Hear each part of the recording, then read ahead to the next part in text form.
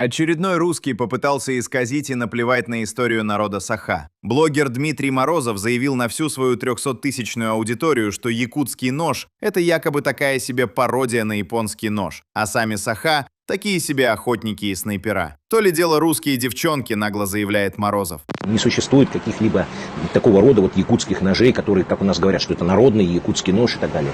Таких вещей не существует, как таковых и никогда не было.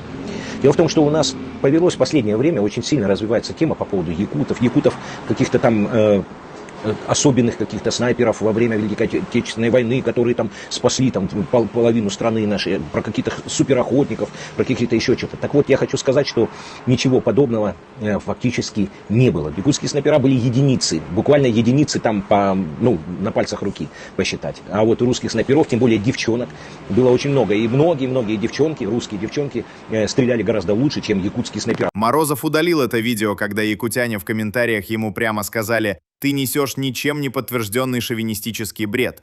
Так и нужно поступать с подобными имперцами. Всем вместе разбивать их ложь правдой.